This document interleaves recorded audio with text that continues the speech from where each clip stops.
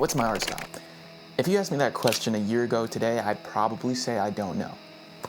But if you asked me that question today, I'd probably still say I don't know. But I do know that I'm getting to the point where it's time to figure it out. And if you clicked on this video, I'm assuming you probably feel the same way, so I figured, let's figure it out together.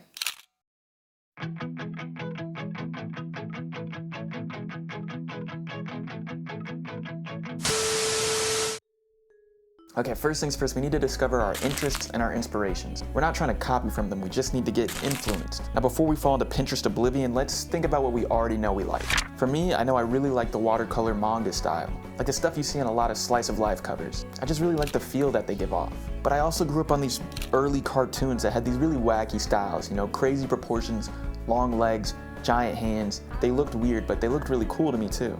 Like we all had that phase where Sonic was the coolest character growing up. But I can't forget about clothing and fashion. That's always been a huge part of what I love about character design and art in general. Okay, so these will be our influences, and it's what's gonna help us actually choose images to reference. Now we can go into Pinterest oblivion. Okay, reference images have been absorbed. Now it's time to get specific. I've noticed that a lot of art styles have at least one or two things that are like defining features. You can point out like one thing that makes them different from the other. It could be as obvious as the way the characters stand all the way to the way their pupils are drawn. This is probably the hardest part because it's the defining feature, so we definitely don't want to rush it. Wait a minute. You just come from my You've been drawing for how many years and you don't know your defining feature? Just to think. I need you to think for me, okay? What do you always draw? When you pick up that pencil and you go to the paper, what is the thing that always happens when you draw a character? Come on, what are you doing? I got it.